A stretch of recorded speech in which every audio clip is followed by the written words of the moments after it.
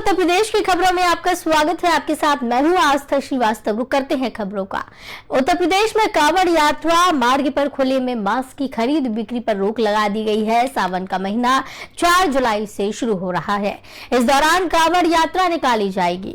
मुख्यमंत्री योगी आदित्यनाथ ने निर्देश दिए हैं कि पिछले अनुभवों के आधार पर गोताखोरों की तैनाती की जाए और कांवड़ यात्रा मार्ग पर सीसीटीवी लगाई जाए। कांवड़ यात्रा के दौरान आवागमन बाधित ना हो, धार्मिक यात्राएं जुलूस में अस्त्र शस्त्र का प्रदर्शन न हो, ऐसी कोई भी घटना ना हो जिससे दूसरे धर्म के लोगों की भावनाएं आहत हों। संवेदनशील क्षेत्रों में अतिरिक्त पुलिस बल की तैनाती की जाए। पर्व त्योहारों के बीच बिजली आपूर्ति सुचारू रखें। मुख्यमंत्री योगी आदित्यनाथ ने निर्देश आगामी त्योहारों के मद्देनजर दे दिए हैं। कानून व्यवस्था को सुदृढ़ बनाने के निर्देश दे दिए हैं। साथ ही साथ श्रद्धालुओं की सुविधाओं के संबंध में अफसरों को निर्देश दिए। उन्होंने कहा कि 4 जुलाई से पवित्र श्रावण मास का महीना शुरू हो रहा है। इससे पहले 29 जून को बकरीद मनाई जाएगी। स्पष्ट है कि कानून व्यवस्था को ध्यान में रखते हुए ये समय संवेदनशील है, इसलिए सतर्क रहना होगा। विगत दिनों रमजान माह और ईद के अवसर पर धार्मिक कार्यों से यातायात प्रभावित नहीं हुआ। इस प्रयास की पूरे देश में सराहना भी हुई। तो बता दें कि 4 जुलाई से सावन का महीना शुरू हो रहा है और इसको देखते हुए सीएम योगी आदित्यनाथ ने दिशा निर्देश दे दिए हैं। साथ ही साथ कांवड़ यात्रा मार्ग पर मास्क की बिक्री पर रोक लगा दी गई है और कई निर्देश अफसरों को दे दिए गए हैं। सीएम योगी ने निर्देश दिए हैं कि पिछले अनुभवों के आधार पर गोताखोरों की तैनाती की जाए और कांवड़ यात्रा मार्ग पर सीसीटीवी लगाए जाए। कांवड़ यात्रा के दौरान आवागमन बाधित ना हो, धार्मिक यात्रा जुलूस में अस्त्र शस्त्र का प्रदर्शन नहीं होना चाहिए। ऐसी कोई भी घटना ना हो जिससे दूसरे धर्म के लोगों की भावनाएं आहत हों। संवेदनशील क्षेत्रों में अतिरिक्त पुलिस बल की तैनाती की जाए। पवित्र त्योहारों के बीच बिजली आपूर्ति सुचारू रखी जाए। सीएम योगी ने ये निर्देश आगामी त्योहारों के मद्देनजर सुदृढ़ कानून व्यवस्था और श्रद्धालुओं की सुविधाओं के संबंध में अफसरों को दिए हैं। उन्होंने कहा कि 4 जुलाई से पवित्र श्रावण मास का प्रारंभ हो रहा है। इससे पहले 29 जून को बकरीद मनाई जा रही है। स्पष्ट है कि कानून व्यवस्था को ध्यान में रखते हुए ये समय काफी संवेदनशील है। आने वाले समय में काफी ध्यान रखने की जरूरत है, इसलिए सतर्क रहने की भी जरूरत है। विगत दिनों रमजान और ईद के अवसर पर धार्मिक कार्यों से यातायात प्रभावित भी नहीं हुआ। इसकी पूरे देश में सराहना हुई।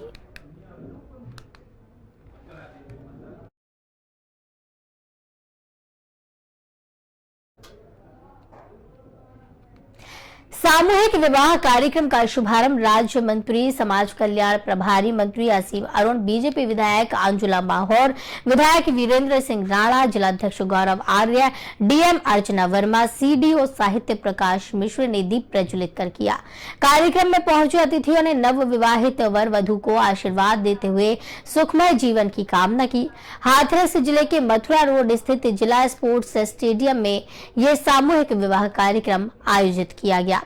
मुख्यमंत्री सामूहिक विवाह का आयोजन हुआ। जिला स्पोर्ट्स स्टेडियम में इसका आयोजन हुआ है। इस दौरान 457 जोड़ों का विवाह संपन्न हुआ। साथ ही इसमें 42 मुस्लिम जोड़ों की भी शादी कराई गई। तो मुख्यमंत्री सामूहिक विवाह योजना इस दौरान चलाई जा रही है, उसका आयोजन हुआ। 457 जोड़ों की शादी कराई गई है, जिनमें 42 मुस्लिम जोड़े थे जिनका निकाह हुआ। आपको ये भी बताते चले कि सामूहिक विवाह कार्यक्रम का शुभारंभ राज्य मंत्री स्वतंत्र प्रभार समाज कल्याण मंत्री असीम अरुण, बीजेपी विधायक अंजुला माहौर, विधायक वीरेंद्र सिंह राणा, जिलाध्यक्ष गौरव आर्य, डीएम अर्चना वर्मा, सीडीओ साहित्य प्रकाश मिश्र ने दीप प्रज्वलित कर किया। कार्यक्रम में पहुंचे अतिथियों ने नव विवाहित वर वधु को आशीर्वाद देते हुए सुखमय जीवन की कामना की। हाथरस जिले के मथुरा रोड स्थित जिला स्पोर्ट्स स्टेडियम में आयोजित ये कार्यक्रम हुआ। मुख्यमंत्री सामूहिक विवाह कार्यक्रम में 457 जोड़ों का विवाह संपन्न हुआ, जिसमें 42 मुस्लिम जोड़ों की भी इस दौरान शादी कराई गई।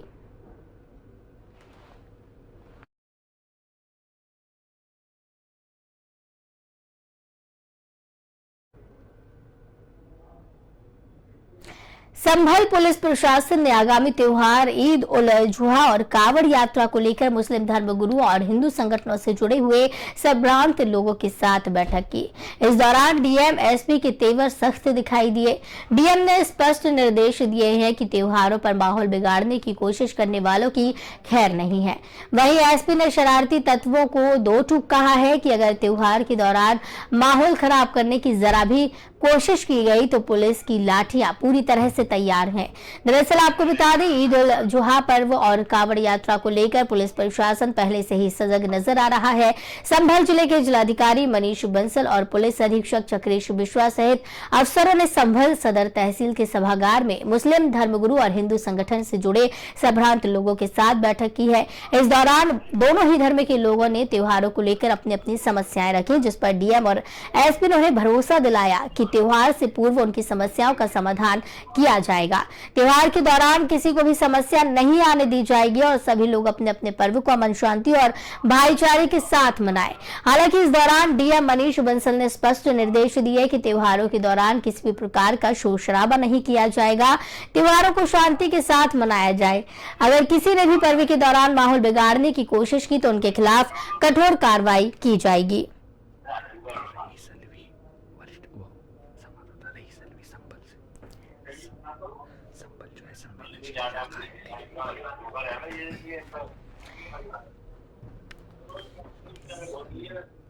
इस खबर पर जानकारी के लिए रईस अलवी हमारे संवाददाता जुड़ गए हमारे साथ। रईस, संभल में एक बैठक आयोजित की गई है। आगामी त्योहारों को लेकर पुलिस प्रशासन को मुस्तैद रहने को कहा गया है। काफी संवेदनशील इलाका है संभल, और यहाँ पे क्या कुछ निर्देश दिए गए हैं, क्या बैठक में चर्चा की गई है?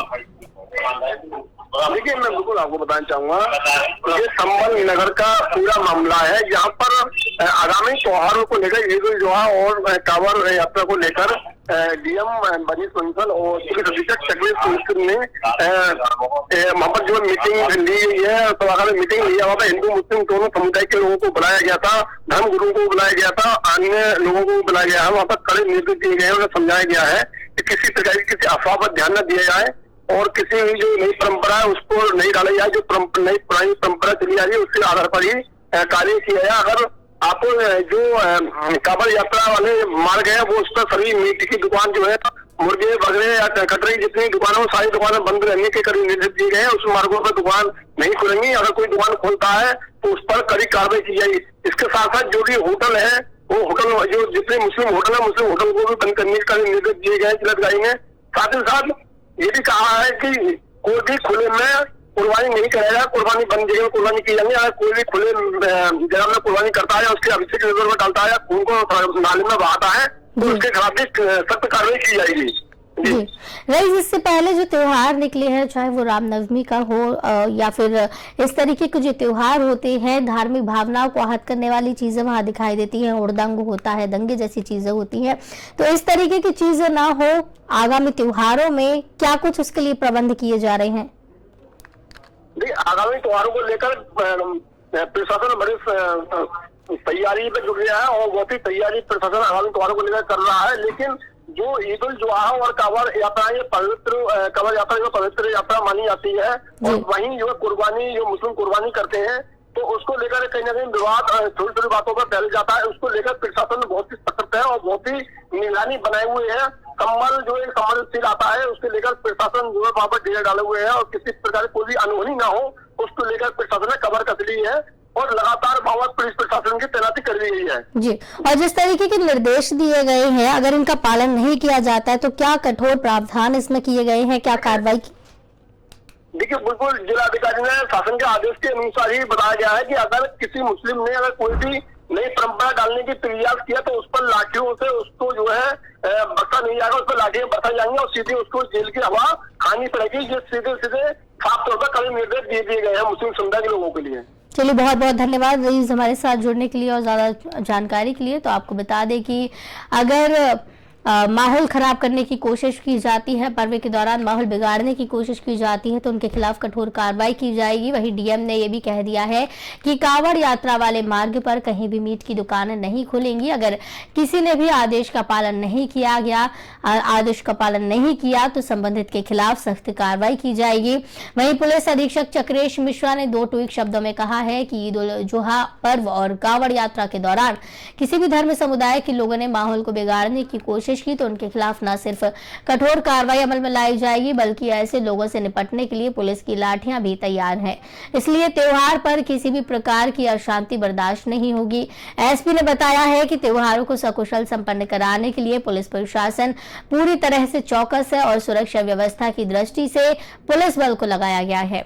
तो आगामी त्योहार को लेकर पुलिस तैयार है, पुलिस मुस्तैद है। मुस्लिम और हिंदू धर्मगुरुओं के साथ बैठक की गई है। सभी धर्म के लोग शांति से त्योहार मनाएं, ऐसी अपील की जा रही है और साथ ही साथ कहा गया है कि कांवड़ यात्रा वाले मार्गों पर मीट की दुकानें बंद रहेंगी और अगर ऐसा कुछ भी देखने को मिलता है तो सख्त कार्रवाई होगी। आज हमने यहाँ पे संभल में सभी धर्म गुरुओं के साथ जनपद के और विशेष रूप से संभल शहर के उनके साथ आज बैठक की है आगामी ईद को लेकर और आगामी जो सावन के महीने में कांवड़ यात्रा निकलती है उसको लेकर शासन की क्या क्या निर्देश हैं, प्रशासन के क्या क्या निर्देश हैं, वो सभी लोगों को स्पष्ट रूप से बताया गया है और उनको बताया गया है कि किसी भी प्रकार की कोई भी नई परंपरा ना तो डाली जाएगी और ना ही पुरानी परंपराओं के रूप में जिस प्रकार से त्योहारों को मनाया जाता है उसमें किसी प्रकार का विघ्न उत्पन्न किया जाएगा। जो भी हमारे सरकारी विभाग हैं, चाहे वो पीडब्ल्यूडी हो, आरईडी हो, नगर पालिकाएं हो, स्वास्थ्य विभाग हो, बिजली विभाग हो, पंचायती राज विभाग हो, इन सभी विभागों को अपने अपने स्तर पर अपने जो विभागीय कार्य हैं उनको सही तरीके से करने के लिए निर्देशित दिया गया है। जोशीमठ और चमोली बद्री धाम में वहाँ के जो जिम्मेदार लोग हैं उन्होंने जो बकरीद न मनाने का फैसला किया है, ये हिंदू मुस्लिम भाईचारा कल्चर को नुकसान पहुंचाने वाला है। हमेशा से वहाँ पर बकरीद, ईद उल अज़हा मनाई जाती रही है और मनाई जाती रहना चाहिए। उनका ये फैसला सरासर नफ़रत फैलाने वाला है और मुसलमानों के ख़िलाफ़ है। मैं तमाम ज़िम्मेदारान से कहना चाहता हूँ कि अगर ये परंपरा कायम की जाएगी तो पूरे हिंदुस्तान में एक नई समस्या खड़ी हो जाएगी।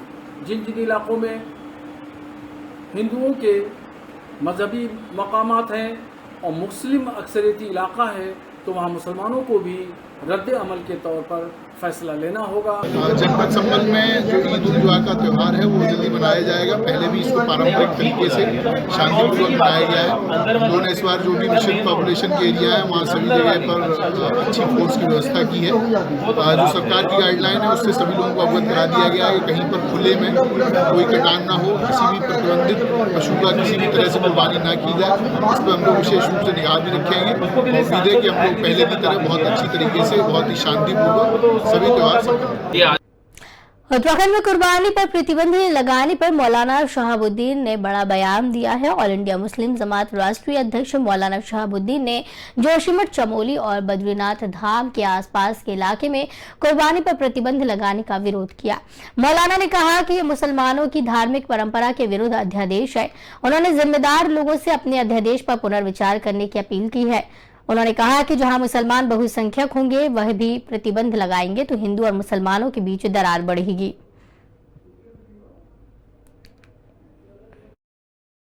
जोशीमठ और चमोली बद्री धाम में वहाँ के जो जिम्मेदार लोग हैं उन्होंने जो बकरीद न मनाने का फैसला किया है, ये हिंदू मुस्लिम भाईचारा कल्चर को नुकसान पहुँचाने वाला है।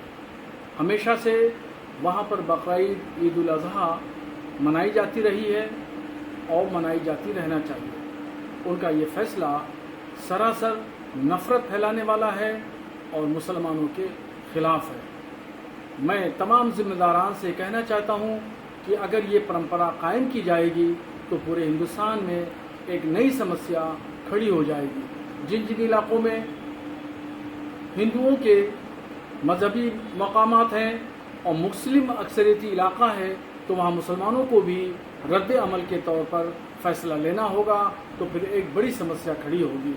तो मैं उनसे गुजारिश करूंगा कि वो अपने फैसले पर पुनर्विचार करें और फैसला वापस लें।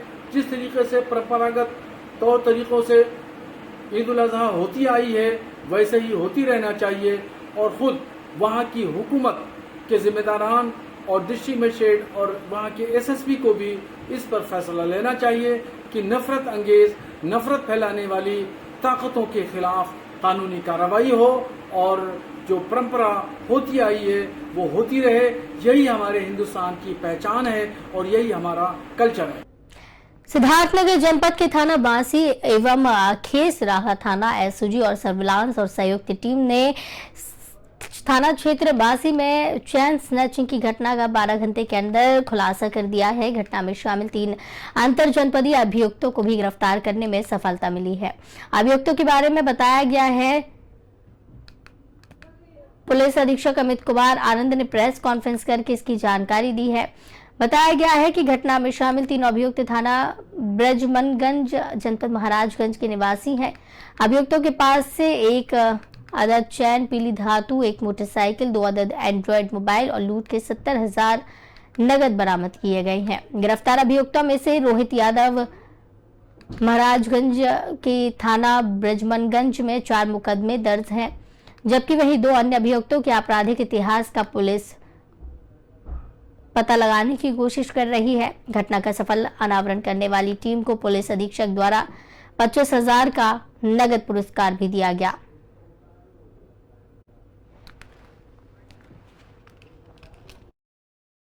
कल शाम को थाना बासी क्षेत्र अंतर्गत एक चेन स्नैचिंग की घटना हुई थी महिला के साथ। पुलिस को इसकी सूचना दी गई। तत्काल सीसीटीवी फुटेजेस को कलेक्ट किया गया और कंट्रोल के माध्यम से सभी थानों को इत्तला की गई और पूरे जनपद क्षेत्र में जो संदिग्ध व्यक्ति थे उनकी तलाश शुरू हो गई थी। थाना खेसरा क्षेत्रांतर्गत जब एसएचओ खेसरा और उनकी टीम चेकिंग कर रही थी तो एक बहुत तेज़ी से अपाचे मोटरसाइकिल आती हुई दिखी, जिससे रुकने का इशारा किया गया। इशारा पाते ही वो लोग यूटर्न लेके भागने लगे। पुलिस ने उनका पीछा किया और बहुत ही साहस का प्रदर्शन करते हुए उसमें एक अमरोहा जनपद के गजरौला कस्बे में 2 दिन पहले हुए कोमल हत्याकांड की गुत्थी सुलझ गई है। इस पूरे हत्याकांड के मास्टरमाइंड कोमल का पति और ससुर नहीं बल्कि सास राधिका निकली। उसी ने कोमल की सोते समय तमंचा सटाकर गोली मारकर हत्या की। पुलिस पूछताछ में हत्या आरोपित सास ने जुर्म कबूल किया। पुलिस ने सास समेत पति और ससुर को भी गिरफ्तार कर लिया है। बता दें कि बीते रविवार को गजरौला कस्बे के मोहल्ला गंगानगर में विवाहिता कोमल की गोली मारकर हत्या कर दी गई थी। इस घटना को लूट के बाद हत्या करने की बात दर्शाने के लिए घर का सामान भी बिखेर दिया गया था। पुलिस ने कोमल की मां गीता देवी की तरफ से दहेज हत्या में पति अमित, ससुर नरेंद्र और सास राधिका के खिलाफ प्राथमिकी दर्ज कर ली थी। भले ही प्राथमिकी दर्ज की गई हो, लेकिन पुलिस इस प्रकरण की तह तक पहुंचने में जुटी है। इसके बाद कुछ क्लू पुलिस के हाथ लगे, जिसके बाद गजरौला पुलिस ने कोमल की सास राधिका से पूछताछ की तो उसने पूरी घटना कबूलते हुए हत्या करने की बात कही। पूछताछ में बताया गया कि कोमल और उसके बीच कभी नहीं बनी। बेटे अमित को भी कोमल परेशान रखती थी। वो हमेशा सास ससुर से अलग रहने की जिद करती थी। घटना से एक दिन पहले कोमल परीक्षा देकर आई थी। इसके बाद कोमल ने अपने पति अमित से कहा कि सास राधिका उसके घर पर ना आए। ये बात सास को नागवार गुजरी और वो अपने दूसरे मकान से तमंचा लेकर कोमल के पास पहुंच गई। इसके बाद कोमल अपने कमरे में जाकर सो गई। इसी दौरान सास राधिका घर पहुंची और सोते समय तमंचा लगाकर गोली मार दी। गोली मारने के बाद हत्यारी सास राधिका ने तमंचे को शौचालय के टैंक में फेंक दिया और घटना को लूटपाट के बाद हत्या दिखाने के लिए सामान तितर बितर कर दिया, लेकिन कोई भी सामान गया नहीं था। इसी वजह से पुलिस को शक हुआ। पुलिस ने जब गहनता से पड़ताल की और पूछताछ की तो सारा राज सामने आया। इस मामले में पुलिस ने मृतक कोमल की सास राधिका और उसके ससुर और उसके पति अमित को गिरफ्तार कर लिया है। अब दफ्तर में इन तीनों को मीडिया के सामने पेश करके खुलासा किया गया।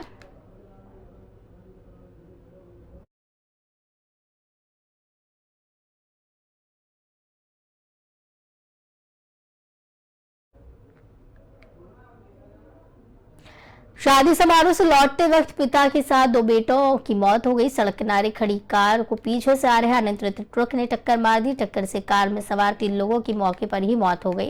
फास्टैग का रिचार्ज करवाने के लिए सड़क किनारे कार रोकी थी। शादी समारोह से शामिल होने के बाद वापस परिवार पंजाब जा रहा था। सूचना पर मौके पर पहुंची पुलिस जांच में जुटी है। शवों को कब्जे में लेकर पोस्टमार्टम के लिए भेज दिया गया है। बरेली के फतेहगंज पश्चिमी थाना क्षेत्र के टोल टैक्स का ये पूरा मामला बताया जा रहा है।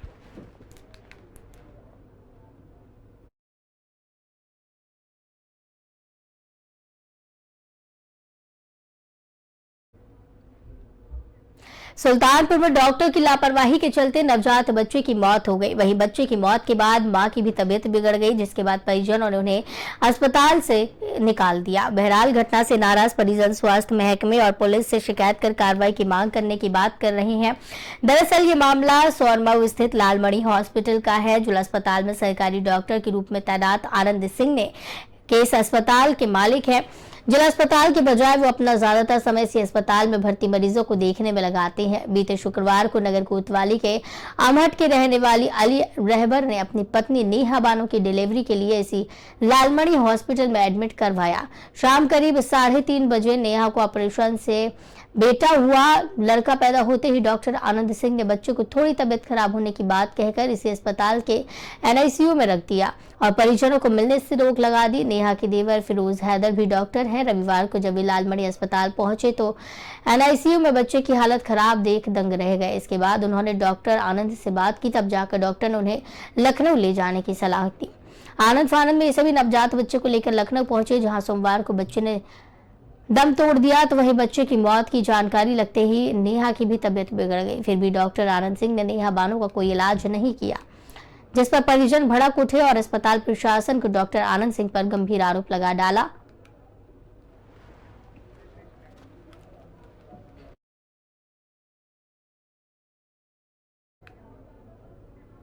सुल्तानपुर में बीते दिनों आत्मदाह करने के लिए झुलसी युवती की बीती रात इलाज के दौरान मौत हो गई। मौत की सूचना मिलते ही परिजनों में कोहराम मच गया।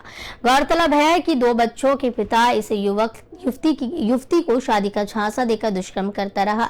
युवती गर्भवती हुई तो उसने विवाह से इनकार कर दिया, जिसके बाद किशोरी ने आत्मदाह करने के लिए अपने आप को आग के हवाले कर दिया। दरअसल ये मामला है गोसाईगंज थाना क्षेत्र का, जहां इसी थाना क्षेत्र के एक गांव के रहने वाले 2 बच्चों के पिता ने गांव की ही एक युवती को अपने प्रेम के जाल में फंसा लिया। युवती को शादी का झांसा देकर इस व्यक्ति ने न सिर्फ उसके साथ कई बार दुष्कर्म किया, बल्कि उसे गर्भवती भी किया।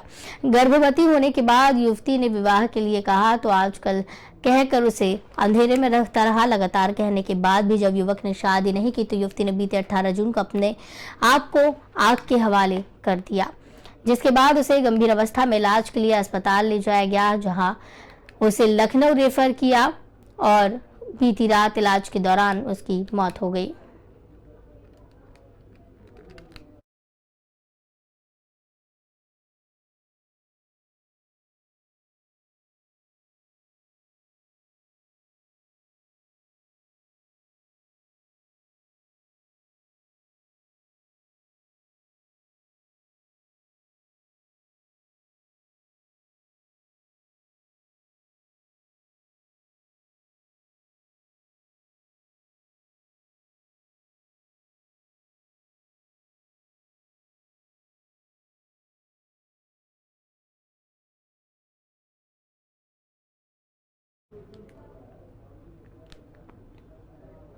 तो इस बुलेटिन में फिलहाल इतना ही। मुझे दीजिए इजाजत। नमस्कार।